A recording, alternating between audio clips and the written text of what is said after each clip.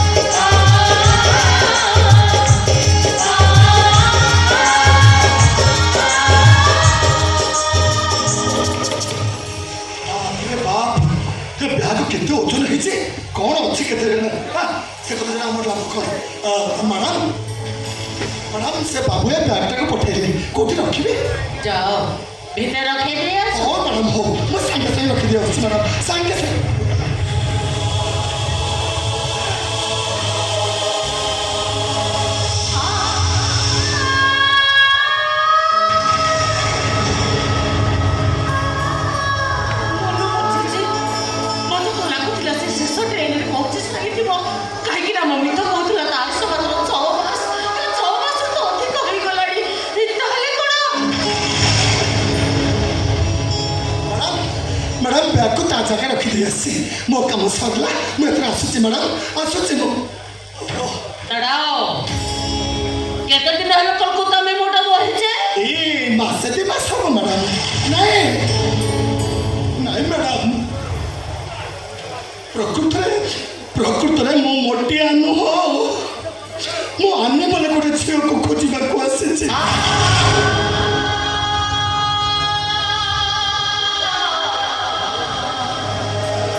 पेट चखंड शेष में मत बेउसा करने पड़ू किसी मानी मिलो नहीं ना मोके लगे से मरे जाए नहीं मैडम समिति कहतु रे आपण मोहानी बंची मोहानी मुझे खोजी कलिकतार गली गली मुझे खोजी এই বদনাম করে খোঁজবে ମୁଁ ତାକୁ ବଦନାମ କରିକି ଖୋଜିବ କେନେ କାହିଁକି ନା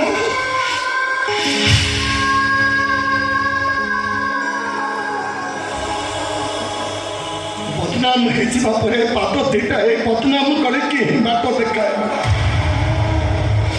ମତେ ଲାଗୁଛି ମୋ ଅନ୍ୟ ଜୀବନରେ ସେମିତି କିଛି ଘଟଣା ଘଟି ଯାଇଛି ସେ ବଦମାସ ଲୋକଟା ମୋ ଆନିକି ଆଣି ଏଇଠି କୋଉଠି ଛାଡ଼ି ଦେଇଛି ମ୍ୟାଡ଼ାମ ଏଇଠି କୋଉଠି ଛାଡ଼ି ଦେଇଛି ଓଡ଼ିଶାରୁ କଲିକତା ଯାଏ ମୁଁ ଢେର ଖୋଜିଲିଣି ମ୍ୟାଡ଼ାମ ହେଲେ ମୋ ଆନିକି ମୁଁ କୋଉଠି ପାଉନି ମିଳେ ନା କେନେ ଏତେ ଖୋଜୁଛେ ଏମିତି ଖୋଜିବେନି ମ୍ୟାଡ଼ାମ କେମିତି ମୋ ହାତ ଗୋଡ଼ ବାନ୍ଧି ବସିଯିବି ଜେଜେ ବୁଢ଼ାଟା ପୁରା ଖାଇବା ଛାଡ଼ି ସାରିଲାଣି ସବୁବେଳେ ଖାଲି ଆନି ଆନି ହଉଛି ମଲା ତ ତର ବୁଢ଼ାଟା ତା ଦେହରେ ଏତେ ଜୋର କୋଉଠୁ ଆସୁଛି କେଜାଣି ଦିନରେ ସେ 10 ଥର କାହା ମୁଣ୍ଡକୁ ଦୌଡୁଛି କାଳେ ତ ଆନି ଆସୁଥିବ ଅଖି ଅଭ୍ୟାସ ସେ ବୁଢ଼ାଟା ଯେମିତି ହଉଛି ମତେ ଲାଗୁଛି খুব কম দিন ভিতরে সে বুড়াটা মরিଯିବ সে মরু কি গাତରେ ପଶୁ তার କ'ଣ ହେଇଯାଉଛି সে ତ ଆମ ସମସ୍ତଙ୍କୁ ଭୁଲି ଯାଇଛି ସମସ୍ତଙ୍କୁ ସେ ଜେଜେ ମନୁ ଗାଁ ଘର ସମସ୍ତଙ୍କୁ ଭୁଲି ଯାଇଛି तुम्हारा नाम था ताले मनु ହଁ ମନୁ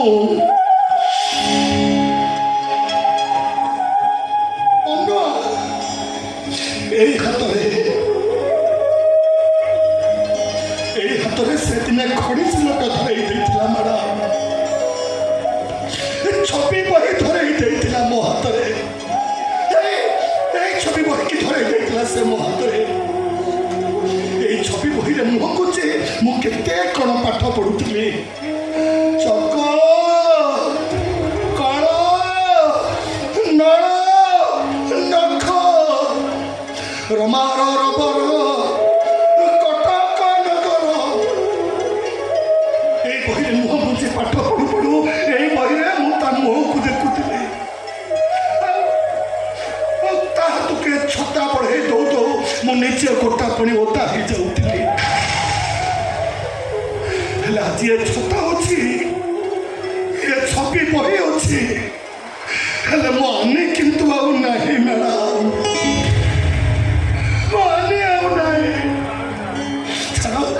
ମୋର ସିନା ତା କଥା ମନେ ଅଛି ତା କାହିଁକି ମୋ କଥା ମନେ ପଡ଼ିବ ଆମେ ତାର କିଏ କେହି ନୁହଁ କିଛି ନୁହଁ ଆମେ ତା ଭୁଲି ଯାଇଛି ସମସ୍ତଙ୍କୁ ସେ ଭୁଲି ଯାଇଛି ସମସ୍ତେ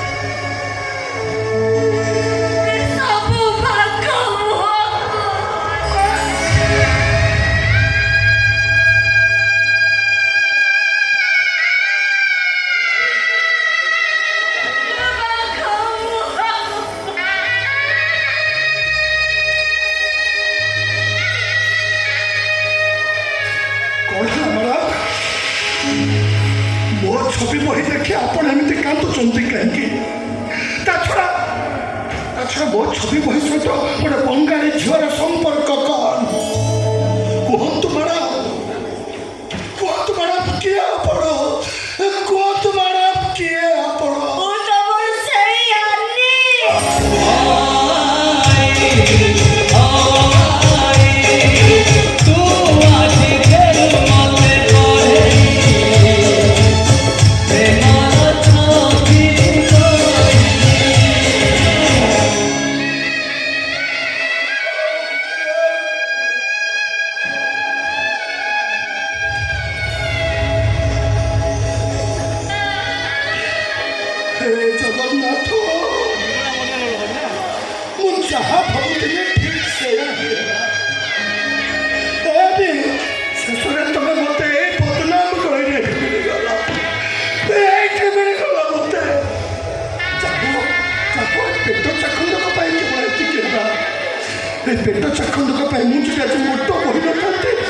କାରଣ ତମ ସହିତ ମୋର କେବେ ବି ଦେଖା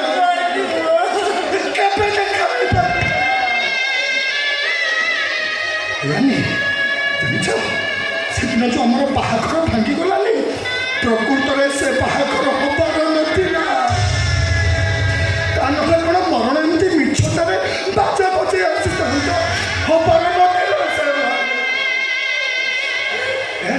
ମାନେ ଏତେ ଦୁଃଖ ଭିତରେ ମୁଁ ଆଜି ତମକୁ ଗୋଟେ ଖୁସି ଖବର ଦେବି। ଆଉ ସେ ଖୁସି ଖବର କ'ଣ ଜାଣିଛ? ମୋର ଆଉ ମରିବାର ନାହିଁ।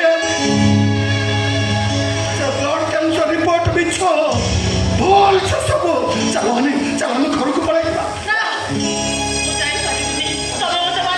ଆରେ ତମେ ବୁଝ ନା କାହିଁକି? ଜେଜେ ଭାଟା ଆନି ମରିଗଲେ କର୍ତ୍ତବ୍ୟ ମନେ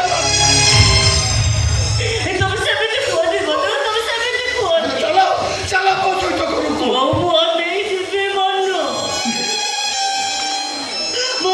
ହଜାର ପୁରୁଷଙ୍କ ପାଖରେ ଦେହଟାକୁ ଭାଗ ସେଇମାନଙ୍କୁ ବିଛଣାକୁ ଡାକୁ ମୋ ପରିଚୟକୁ ହଜେଇ ଏହାପରେ ତମେ ଯଦି ବାଧ୍ୟ କରିବ ତାହେଲେ କୋଉ ବନେ ମୁଁ ଯାଇପାରିବିନି। ମୁଁ ଜେଜେ ଯଦି ଆନି ବୋଲି ପଚାରିବେ ତାହେଲେ ତମେ ତାକୁ କହିଦବ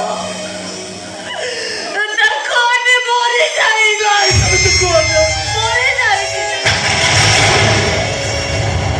ଆନି ଛୋଟ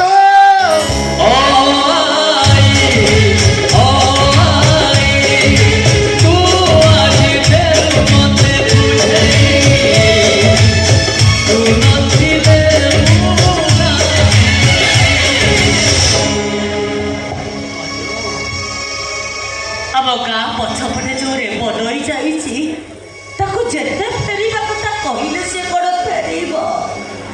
ରେବ ନଈ ଆଉ ମୁଁ ଏକା। ପିଲାଟି ଦିନରୁ ତାକୁ ବହୁତ ଭଲ ପାଉଥିଲି ତ, ସେଇଥିପାଇଁ ସେ ମୋତେ ତାରି ବାଟରେ ନେଇଗଲା। ନିଜେ ଫେରିବନି କି ମୋତେ ବି ଫେରିବାକୁ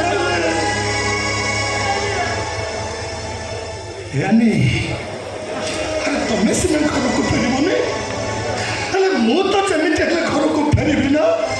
ମୋ ଜେଜେ ପଚାରିଲେ ମୁଁ ତାଙ୍କୁ କି ଜବାବ ଦେବି? ଟିକେ ଆଗରୁ ଯାହା କହିଗଲି ସେ କଥା କ'ଣ ଭୁଲିଗଲି? ଜେଜେ ଯଦି ଆନି ହେଇ ବ୍ୟସ୍ତ କରି ପକାଇବେ ତାହେଲେ ତମେ ତାକୁ କହିଦବ ତାକୁ ଆନି ମରିଯାଇଛି।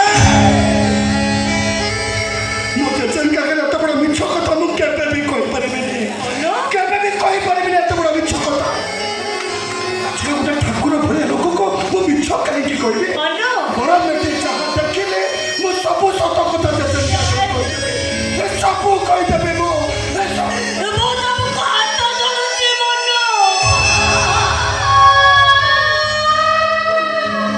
ଗୋଟିଏ କଥା ରଖିବ, ନୂଆ ପୁରୁଷକୁ ବିଛଣାକୁ ଡାକୁଛି ବୋଲି ମୋ ଜେଜେଙ୍କ ଆଗରେ ମୋତେ କହିବନି।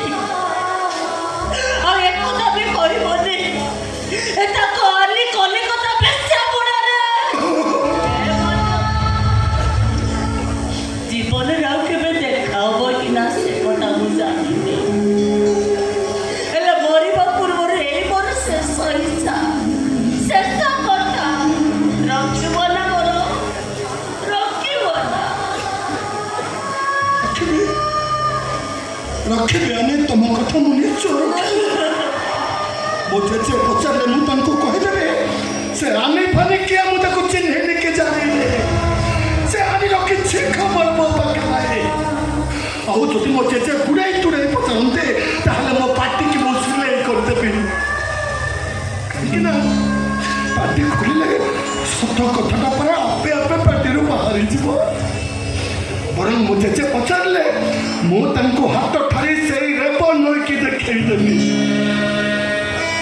ମୋ ଜେଜେ ଭାରି ବୁଝିଲା ମଣିଷ, ସେତିକି ହେଇଗଲେ ମୋ ଜେଜେ ବୁଝିଯିବେ ରେବ ନଈ ପରେ ତାଙ୍କ ଆନି ବି କେବେ ଫେରିବନି, କେବେ ଫେରିବନି ତାଙ୍କ ଆନି, ଆଉ କେବେ ବି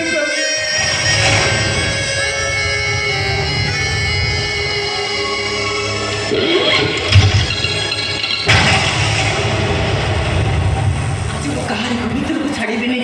ଯେତେ ବଡ଼ ଭିଆଇପି ଆସିଲେ ବି ସମସ୍ତଙ୍କୁ ମୁଁ ଫେରେଇ ଦେବି, କାହାରିକୁ ଭିତରକୁ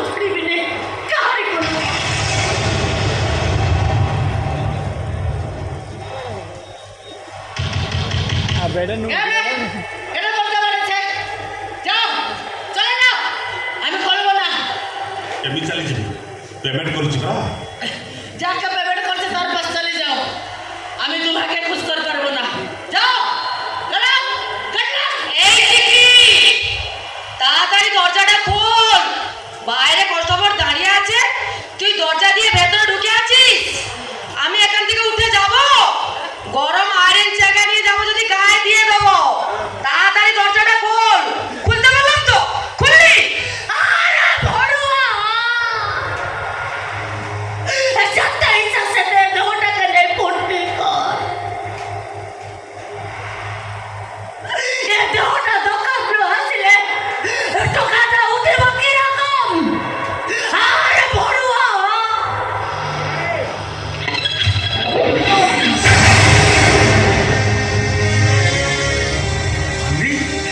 ତମେ ବଦନାମ କରିଲେ ମୁଁ ମୋ ଆଖିକୁ ବିଶ୍ୱାସ କରିପାରୁନି ମୁଁ ତ ମୋ ଆଖିକୁ ବିଶ୍ୱାସ କରିପାରୁନି ଆପଣ ମଣିଷ ସତରେ ବଦନାମ କରିଲେ ଘରେ ମୋ ମିତ ଭଳି ସ୍ତ୍ରୀ ଥାଉ ଥାଉ ଆପଣ ବଦନାମ କରିକୁ ଚାଲି ଆସିଛନ୍ତି ଯାଆନ୍ତୁ ଏ ବଡ଼ ଯେତେ ଝିଅ ଅଛନ୍ତି ସମସ୍ତଙ୍କ କବାଟ ବାଡ଼ାନ୍ତୁ ଯଦି କେହି ଜଣେ ମୋ ମିତ ଠାରୁ ଆପଣଙ୍କୁ ଭଲ ଝିଅ ମିଳିଯିବେ ତାହେଲେ ମୁଁ କହିବି ଏଠିକି ଆସି ଆପଣ ଠିକ୍ କରିଛନ୍ତି ଆଉ ବନ୍ଦ କରି ଦଉଛି ଏଠିକି ଆସିବା ମୋର ଅଲଗା କିଛି କାରଣ ଅଛି ଏଠି ତ ଗୋଟାଏ କାରଣ ଦେହ ବିଛଣା ମିଳୁତା ସେ କଥା ମୁଁ ଜାଣେ ଜାଣିଲା ପରେ ବି ସଫେଇ ଦେବାକୁ ଆସିଛନ୍ତି ହଁ ଧରା ପଡ଼ିଗଲେ ତ ଆଉ ଖସିଯିବାର ବାଟ ନାହିଁ ମୋ ମିତକୁ ଛାଡ଼ି ଆପଣ ଭଦ୍ରମ କଳିରେ ପହଞ୍ଚିଗଲେ ମୁଁ ଯଦି କହେ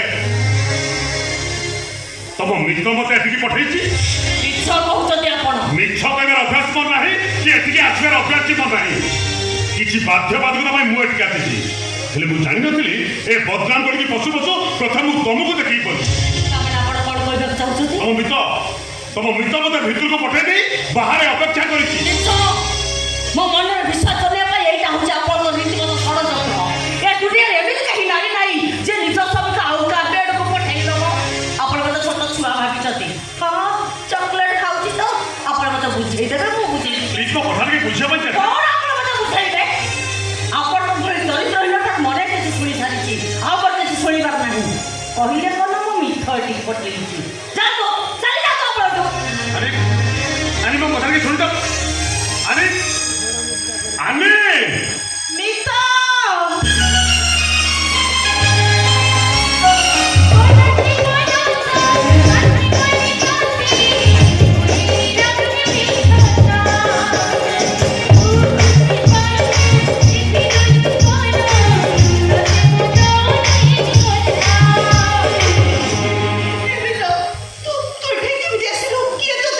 ଯୋଉ ଲୋକଟା ମୋର ସର୍ବନାଶ କରିଦେଇଥିଲା ସେଇ ଲୋକଟା ମୁଁ ଜାଣିଛି ଛାଡ଼ି ସମୟ ଆସିଲେ ତା ନାଁ ମୁଁ ନିଶ୍ଚୟ କହିବି ତା ଛଡ଼ା ମୋ ଜୀବନ ତ ନଷ୍ଟ ହେଇଗଲା ତା ନାଁ କହି ଲାଭ କ'ଣ ହେଲେ ମିତ ତୁ କାହିଁକି ଏଠିକି ଆସିଛୁ ଏ ବଦନାମ କହିଲେ ତୋର କାମ କ'ଣ ଯୋଉ କାରଣ ପାଇଁ ସେଦିନ ତତେ ମୁଁ ଡକେଇଥିଲି ସେଇ କାରଣ ପାଇଁ ମୁଁ ଏଠିକି ଆସିଛି ମିତ ନିଜ ଭବିଷ୍ୟତ ଖୋଜୁ ଖୋଜୁ ହଠାତ୍ ତୁ ମତେ ମିଳିଗଲୁ ତୁ ଜାଣିଛୁ ବି ତ ତୁ କାହା ପାଇଁ ବଦନାମ ହେଇଛୁ କିଏ ତତେ ବଦନାମ କରିକି ପଠେଇ ଦେଇଛି କେବଳ ମୋରି ପାଇଁ ବଦନାମ ହେଇଛୁ ମୁଁ ତତେ ଏଠିକି ପଠେଇ ଦେଇଛି ସେଦିନ ସେ ପିଟି ପିଟି ଅନ୍ଧାର ରାତିରେ ମୁଁ ତତେ ଡାକି ନଥିଲେ ତୋର ଆଜି ଅବସ୍ଥା ହେଇନଥାନ୍ତା ସେ କଥା ତୋତେ ଟିକେ ଦେଖିବା ପାଇଁ ଭାରି ଇଚ୍ଛା ହେଉଥିଲା ଯା ହଉ ବହୁତ ଦିନ ପରେ ଦେଖା ହେଇଗଲା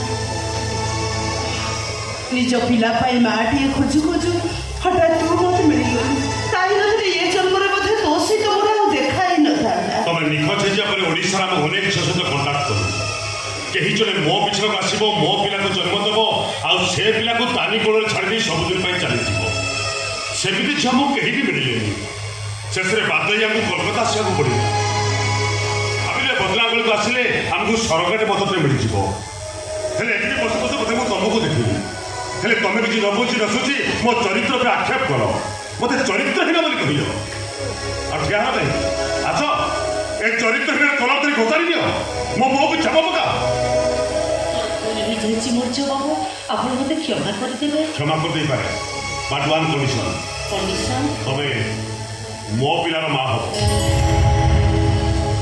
କଥା ନୁହଁ ସେଥିପାଇଁ ମୁଁ ତମକୁ ଅନେକ ଟଙ୍କା ଦେବି ଦରକାର ପଡ଼ିଲେ ବ୍ଲାଙ୍କ ଚେକ୍ ଲେଖିଦେବି ମୋର ମା ଡାକ ଶୁଣିବାର ଅଛି ଲଲିତ ସେଇଥିପାଇଁ ମୋ ଭାଗ୍ୟ ଆଣି ପୁଣି ଥରେ ତୋରି ସାମ୍ନାରେ ଠିଆ କରାଇ ଦେଇଛି ମୋ ମୋ ପିଲା ପାଇଁ ତୋଠାରୁ ଭଲ ମାଟି ଆଉ କୋଉଠି ମିଳିବେନି। ମୁଁ ତୋତେ କାଲିପାତି ଭିକ ମାଗୁଛି ମିତ, ତୁ ମୋ କଥାରେ ରାଜି ହେଇଯା। କ'ଣ ପ୍ରସ୍ତାବଟା ଶୁଣୁ ଶୁଣୁ ଏମିତି ଚୁପ୍ ହେଇଗଲ ଯେ?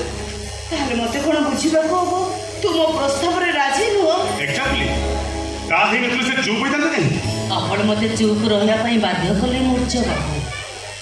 ମୁଁ ଆପଣଙ୍କ ବେଡରୁମ୍ ଗଲେ ମୋ ମିତ ମା ହବ, ସେଥିପାଇଁ ମୁଁ ଆପଣଙ୍କ ଠାରୁ ଟଙ୍କା ନେବି। ଏକଥା ଆପଣ ଭାବିପାରିଲେ କେମିତି? ହଁ, ଦେହ ଜୀବିତ, ସେଇଥିପାଇଁ ମୋ ଆଗରେ ଟଙ୍କା ଗଣିଦେବେ। ହେଲେ ଆପଣ ଜାଣିନାହାନ୍ତି ମୂର୍ଚ୍ଛ ବାବୁ, ଏ ଦେହ ଜୀବି ଭିତରେ ଆନି ବୋଲି ଗୋଟେ ଝିଅ ଅଛି। ଯୋଉ ଝିଅ ଦିନ ରାତି ତା ମିତକୁ ଚୁରି ହୁଏ। ତାହେଲେ ତୁ କ'ଣ କହିବାକୁ ଚାହୁଁଛୁ? ମୁଁ ରାଜିର ମିତ, ମୁଁ ବାହା ନହି ମା ହେବି। କେବଳ ତୋରି ଖୁସି ପାଇଁ ମୁଁ ବାରମ୍ବାର ମୂର୍ଚ୍ଛ ବାବୁଙ୍କ ବେଡରୁମ୍କୁ ଯିବି।